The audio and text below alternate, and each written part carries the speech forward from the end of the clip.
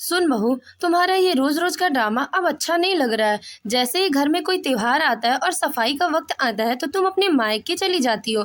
कब तक चलेगा ये सब? देख रही हूँ किसी दिन मुकुंद तुम्हारे इस रवैये से परेशान होकर तुम्हारे ऊपर हाथ ना उठा दे। ये सुनकर मानवी ने गुस्से में अपनी सास सुषमा देवी की तरफ देखा और तीखी आवाज में बोली, सुनिए माँ जी, मेरे मायके वाले जब भी बुलाएंगे मैं जाऊंगी। किसी में हिम्मत है तो मुझे रोक के दिखा दे। और जिस दिन मुकुंद जी ने मुझ पर हाथ उठाया ना, उस दिन मैं भी सब कुछ भूल जाऊंगी, चाहे आप हो या मेरे पति। ये सुनकर सुषमा देवी आग बबूला होकर बोली, बहुत जबान चलने लगी है तेरी, बड़ों का लिहाज करना तू भूल ही गई है। मानवी ने आंखों में आंसू और तेवर के साथ जवाब दिया, माँ जी, जब बड़े लोग अपनी मर्यादा भूल जाते हैं तो छोटे से इज्जत की उम्मीद रखना बेकार है। ये सुनकर सुषमा देवी गुस्से में बड़बड़ाती हुई वहाँ से चली गई। अगले दिन सुबह मानवी रसोई में खाना बना रही थी, तभी अचानक सुषमा देवी की तबीयत बिगड़ गई।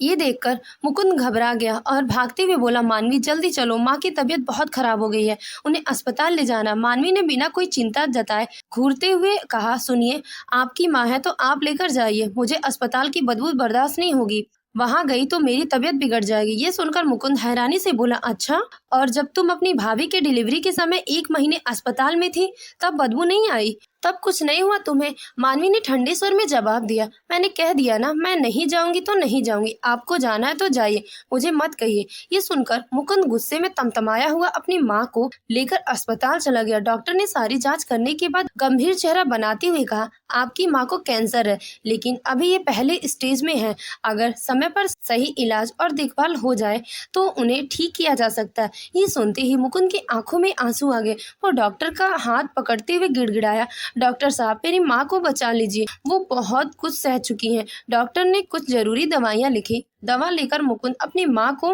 लेकर घर वापस आया। जब उसने घर पहुंचकर दरवाजे की घंटी बजाई तो अंदर से कोई जवाब नहीं आया। थोड़ी देर इंतजार करने के बाद उसने अपनी पत्नी मानवी को फोन मिलाया। फोन उठाते ही मुकुंद गंभीर स्वर में पूछा, मानवी तुम कहाँ हो? मानवी ने शांत स्वर में कहा, मैं मायके आ गई हूँ। ये सुनते ही मुकुंद का गुस्सा फूट पड़ा।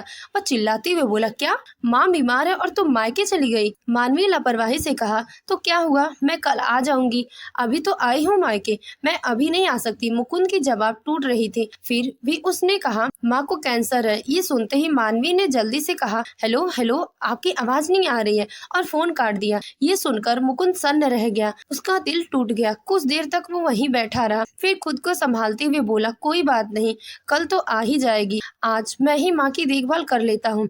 अगली सुबह मुकुंद ने जल्दी उठकर माँ के लिए नाश्ता बनाया, उन्हें दवाइयाँ दी और खुद ऑफिस जाने की तैयारी करने लगा।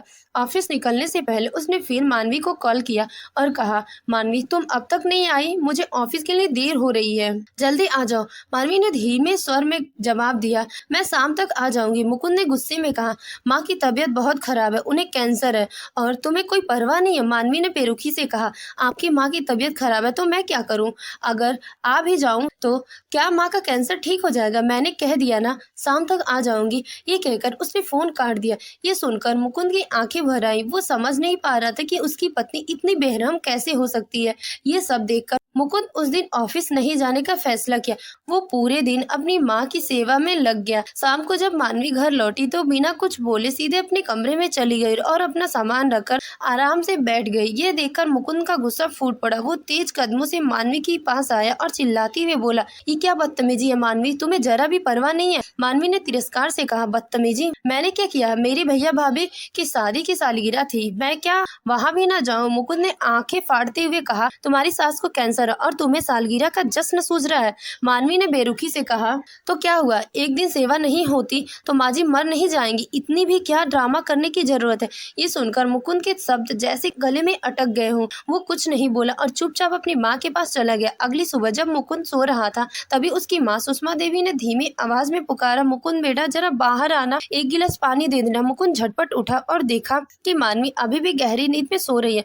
वो सीधे अपनी माँ के पास गया, उन्हें पानी दिया। पानी पीने के बाद सुषमा देवी ने फिर धीरे से कहा, बेटा बहू से बोल देना मुझे शौचालय ले जाने में मदद करे। मुकुंद चुपचाप मानवी के पास गया और धीरे से बोला, मानवी जरा माँ को शौचालय लेकर चली जाओ। मानवी ने नाक सिकुड़ाते हुए तानी मारते हुए कहा, तो अब यही दिन देखने को बाकी रह गया था? अभी कैंसर का पहला स्टेज है और इतना ड्रामा हो रहा है। मुझसे ये सब नहीं होगा। ये सुनकर मुकुंद का गुस्सा फट पड़ा। वो चिल्लाकर बोला, तुम चाहती क्या हो? मैं क्या नौकरी छोड़ दूं या घर पर बैठकर माँ की देखभाल करूं? मानवी ने ठंडे स्वर में कहा, मुझे नहीं पता, लेकिन मैं ये सब नहीं करने वाली। ये सुनकर मुकुंद ने कुछ नहीं कहा, चुपचाप अपनी माँ को शौचालय ले गया।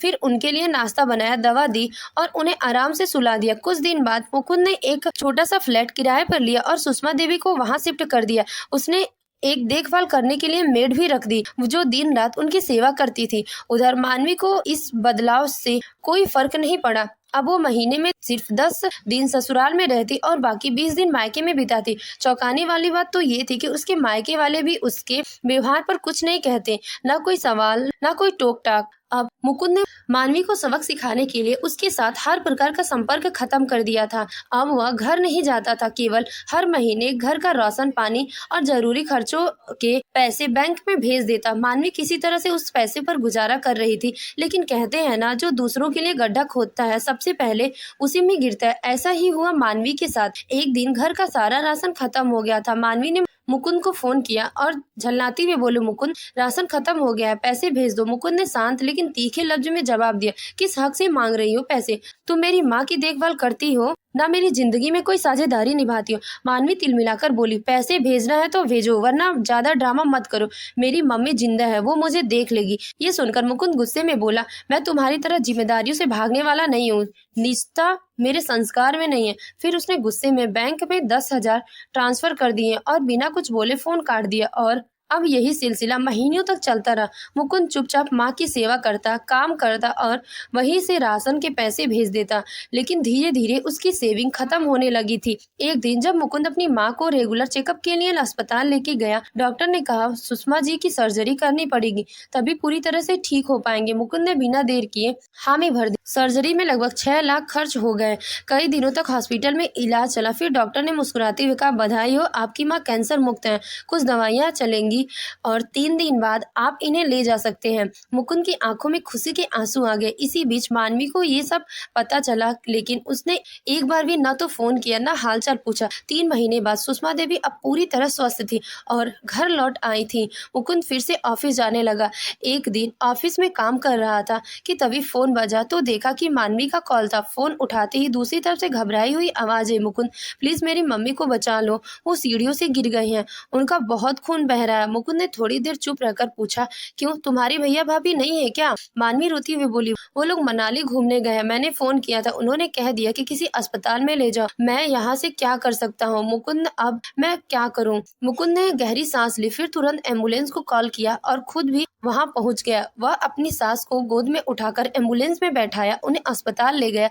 अस्पताल पहुंचते ही डॉक्टर ने जांच कर गंभीर स्वर में कहा, इनका बहुत अधिक खून बह चुका है, शरीर में खून की भारी कमी है, तुरंत इनके ब्लड ग्रुप का खून चढ़ाना होगा, वरना स्थिति बिगड़ सकती है। मुकुंद चिंतित होकर बोला, डॉक्टर साहब, इनका ब्लड ग्रुप क्या है? डॉक्टर ने रिपोर्ट देखकर कहा, ओ पॉजिटिव। ये सुनते ही मुकुंद बोला, मेरा भी यही ग्रुप है, आप मेरा खून ले लीजिए और इन्हें चढ़ा दीजिए। डॉक्टर ने झटपट खून लेने की प्रक्रिया शुरू की। ये सब देखकर पास खड़ी मानवी की आंखों में पछतावे के आंसू भर आए। वह चुपचाप मुकुंद को देख रही थी। कुछ घंटे बाद मानवी की माँ को होश आया। मुकुंद तुरंत उनके पास गया और उनका हाथ पकड़कर बोला, मम्मी जी, आप कैसी तबीयत है? उसकी माँ ने हल्के में सिर हिलाया। ये देखकर मानवी की आंखों में आंसू बहने लगे और वो चुपचाप अस्पताल के बाहर जाकर फूट फूट रोने लगी। थोड़ी देर बाद मुकुंद भी उसके पास गया। उसने देखा कि मानवी एक कोने में बैठकर रो रही है।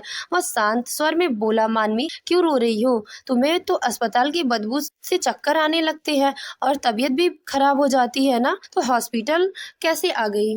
मानवी ने सूजी आंखों से मुकुंद की ओर देखा और हाथ जोड़ती हुई बोली, मुझे माफ कर दो मुकुंद, मुझसे बहुत बड़ी भूल हो गई। अब समझ आ गया कि रिश्तों की कीमत क्या होती है। मुकुंद ने गंभीर लेकिन सहमित स्वर में कहा, अच्छा, तो जब खुद पर बीती तो समझ आ गया। यही बात सबको समझनी चाहिए। कोई शौक से अस्पताल नहीं आता, हर कोई मजबूरी में ही आता है।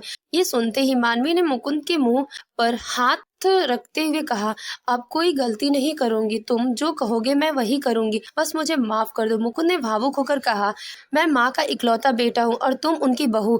अगर हम दोनों मिलकर उनका ख्याल नहीं रखेंगे तो कौन रखेगा? पापा के जाने के बाद माँ ने कैसे मुझे संभाला है ये मैं ही जानता हूँ। शादी में 36 में से 28 गुण मिलना काफी नहीं होता, दिल से रिश्ता निभाया जाता है, ये जरूरी है। मानवी अब फूट फूट कर रोने लगी। उसे अपने व्यवहार पर गहरा पछतावा हो रहा था। अस्पताल से छुट्टी के बाद मुकुंद ने मानवी से कहा, जब तक तुम्हारे भैया भाभी मनाली से नहीं लौटते मम्मी जी को अपने घर ले चलते हैं। मानवी ने सिर हिलाकर कहा, ठीक है मुकुंद, अब मैं सब कुछ ठीक करने की कोशिश करूंगी। घर पहुंचते ही मानवी सुषमा देवी के सामने हाथ जोड़कर बोली, माँ जी मुझे माफ कर दीजिए, मुझसे बहुत बड़ी गलती हो गई। सुषमा देवी ने उसके सिर पर हाथ फेरते हुए कहा, अरे बेटी माफी मत मांगो, जो हुआ वो अनजाने में हुआ, अब बस ठीक से रहो, बस यही काफी है।